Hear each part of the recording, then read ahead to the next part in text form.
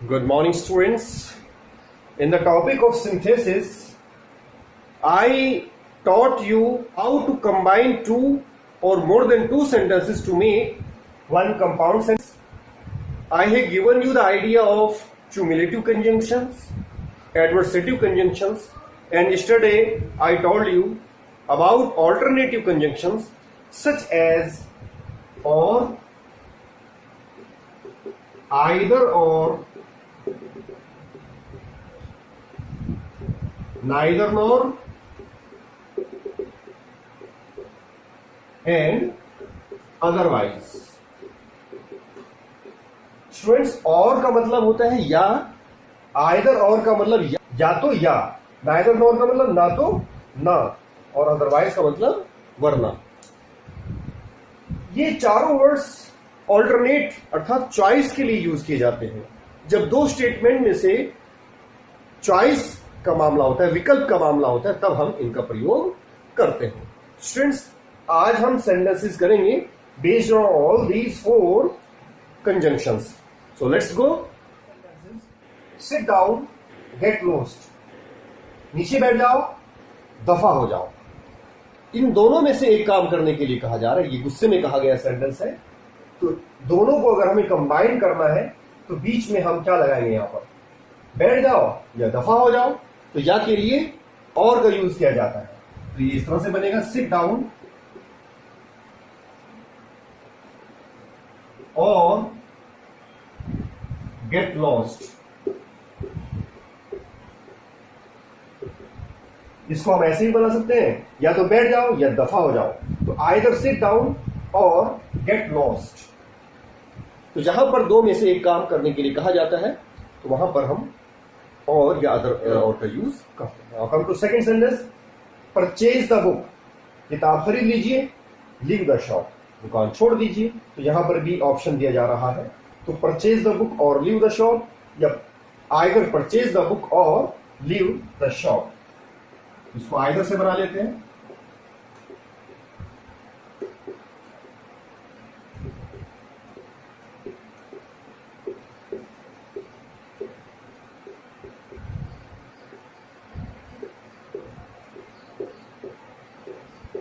तो इसका मतलब क्या हो गया? कि या तो किताब खरीद लीजिए या दुकान छोड़ दीजिए। तो ऑप्शनल जो जहां पर भी स्टेटमेंट रहेंगे वहां पर हम और या आइदर और का यूज करेंगे।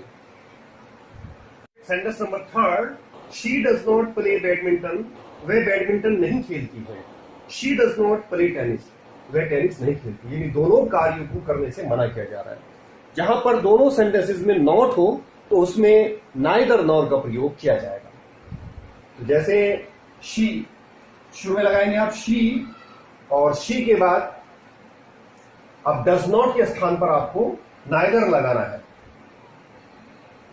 तो शी नाइदर, फिर प्ले में डज की वजह से ऐसा लग जाएगा, she neither plays badminton nor plays tennis. तो आपको यह ध्यान रखना है कि अगर नाइदर के बाद वर्ब आ रही है तो नॉर के बाद भी वर्ब आएगी। और अगर वर्ब को आप कॉमन लेना चाहते हैं, यानी वर्ब को पहले लगाना चाहते हैं, तो फिर दूसरे सेंटेंस में भी नॉर के बाद आप वर्ब नहीं लगाएंगे। जैसे प्ले को हम पहले ले लेंगे, शी प्लेज, प्ले में ऐसे इसलिए लग रहा है क्योंकि यहां पर डज का प्रयोग हुआ है। तो शी प्लेज। अब हम यहां पे दोनों में से एक ऑप्शन लिखेंगे नाइदर के साथ, नाइदर बैडमिंटन, और उसके बाद फिर नॉर लगा करके टेनिस। तो नाइदर नॉर में ध्यान ये रखा जाता है कि बैलेंस बनाया जाता है। अगर नाइदर को प्ले से पहले आप लिखते हैं तो नॉर के बाद भी फिर प्ले भी आना चाहिए, और प्लेस को पहले लिख दिया है तो नाइदर के बाद बैडमिंटन आया है तो नॉर के बाद टेनिस आया। ये जो सेंटेंस है ये बेस्ड है ऑल्टरनेट पर। Now come to fourth example here, make haste, जल्दी करो, you will miss the train, तुम्हारी ट्रेन निकल जाएगी। तो इसमें जो सेंस है वो ये है कि जल्दी करो वरना तुम्हारी ट्रेन निकल जाएगी। जहां पर भी वरना की बात निकलती है कि अगर आप ऐसा करते हैं तो ऐसा हो जाएगा, तो वहां पर आपको अदरवाइज का यूज करना है। तो मेक हेस्ट शुरू में लगेगा और मेक हेस्ट के बाद में अदरवाइज, और सेकेंड सेंटेंस को आप एज इट इज उतार दीजिएगा, you will miss the train.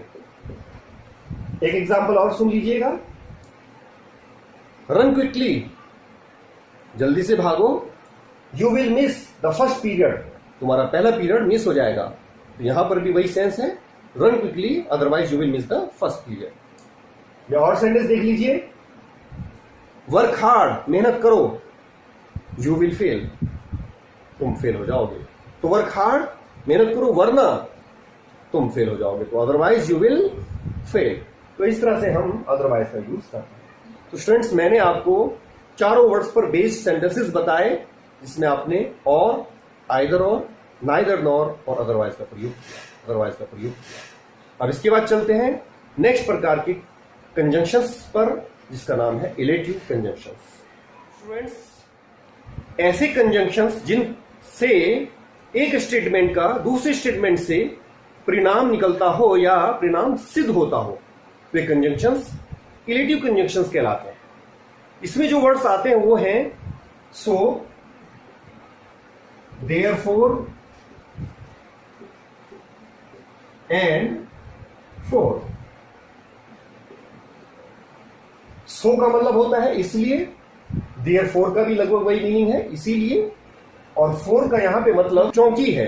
क्योंकि आपको पता है क्योंकि के लिए बिकॉज वर्ड यूज किया जाता है, लेकिन ये बिकॉज वर्ड जो है कंपाउंड सेंटेंस में यूज नहीं होता है, इसको हम कॉम्प्लेक्स में यूज करते हैं, जो आपको मैं आगे बताऊंगा। कंपाउंड सेंटेंस में सिंथेसिस करने के लिए क्योंकि के अर्थ में फोर का प्रयोग किया जाता है। तो इस प्रकार ये तीन शब्द ऐसे हैं जो परिणाम सिद्ध करते हैं। मैं आपको एग्जाम्पल देता हूं, ही वर्क हार्ड, उसने मेहनत की, सो ही पास, इसलिए वह पास हो गया। तो उसने मेहनत की, उसका क्या परिणाम निकला कि वह पास हो गया। या एक एग्जाम्पल और सुनिए, he did not attend school today, उसने आज स्कूल अटेंड नहीं किया।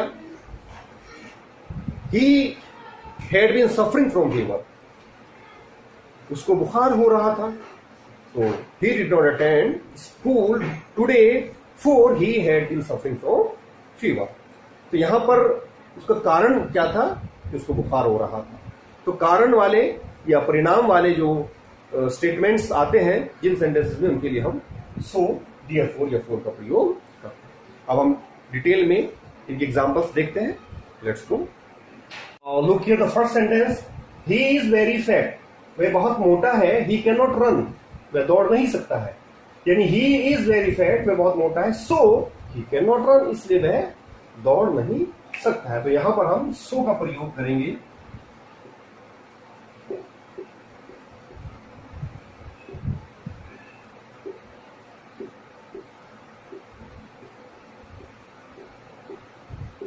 तो इस तरह से दोनों सेंटेंस को हमने मिलाकर एक बनाया है और बीच में हमने इलेक्टिव कंजंक्शन का यूज किया है, जो कि so. Now second, he was not informed, उसको सूचना नहीं दी गई थी।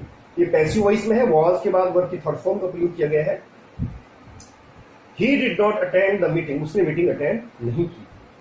तो इस सेंटेंस में भी कारण और परिणाम की बात है कि उसको सूचना नहीं दी गई थी, इसीलिए उसने मीटिंग अटेंड नहीं की। तो यहां पर भी हम सो या देयरफॉर का प्रयोग करेंगे। ही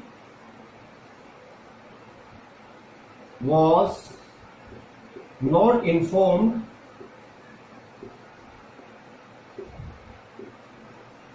और उसके बाद यहां पे देयरफॉर लगाइए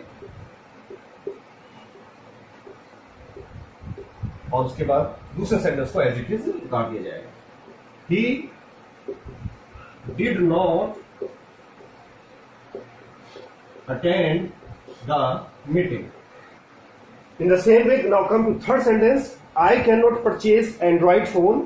मैं Android phone नहीं खरीद सकता. It is very costly. ये बहुत महंगा है।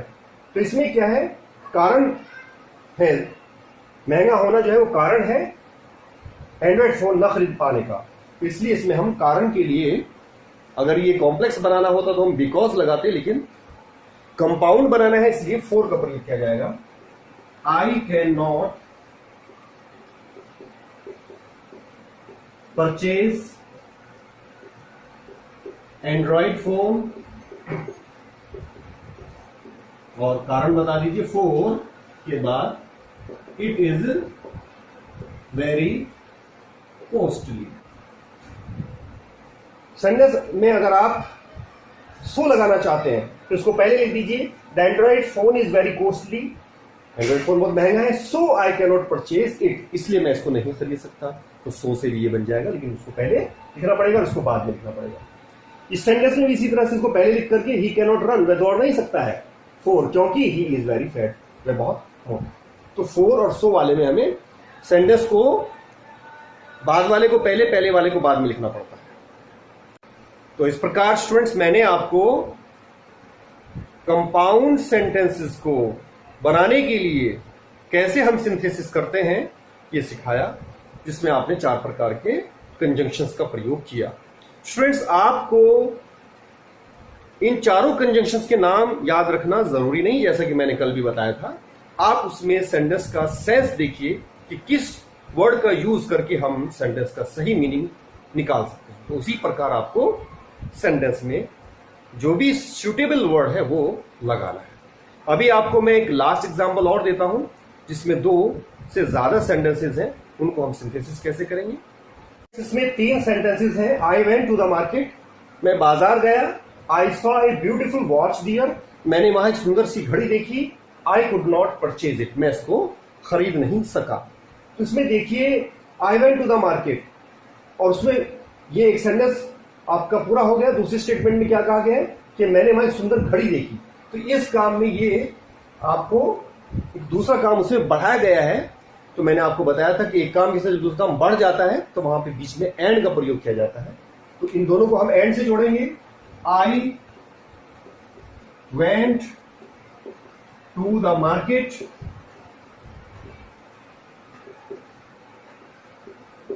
एंड, अब आई को दोबारा लिखने की आवश्यकता नहीं, एक बार यूज कर लिया आपने, लेकिन सॉ जो वर्ब है वो लिखी जाएगी। Saw a beautiful watch there. तो इन दोनों को हमने कंबाइन कर दिया एंड से। लेकिन तीसरा जो सेंटेंस है वो इसमें आगे काम बढ़ा नहीं रहा है, बल्कि विपरीत है। आई कुड नॉट परचेज इट, यानी जब घड़ी देखी है तो उसको खरीदना चाहिए था, लेकिन ये क्या हो गया, विपरीत हो गया, उसको मैं खरीद नहीं सका। तो जहां पर विपरीत अर्थ निकलता हो वहां पे बीच में बट का यूज किया जाता है। तो यहां हम क्या लगाएंगे, बट। आई फिर से आया है तो इसको फिर हम नहीं लगाएंगे क्योंकि एक बार हम आई लगा चुके हैं। Could not purchase it. तो इस तरह से हमने तीनों सेंटेंस को मिला करके एक बना दिया है, और ये एंड और बट का यूज हुआ है, इसलिए ये कंपाउंड सेंटेंस है। तो इस तरह से आपको सिंथेसिस का टॉपिक करना है। आज हमारा एक कंपाउंड सेंटेंसेस में सिंथेसिस करने वाला जो टॉपिक है कंप्लीट हो गया है। स्टूडेंट्स कल मैं आपको कॉम्प्लेक्स सेंटेंसेस पर सिंथेसिस करना सिखाऊंगा। अभी मैं आपको जो एक्सरसाइज दे रहा हूं, you have to do that exercise in your notebook and send me at my personal WhatsApp number. That's all for today. See you tomorrow the same time. All the best.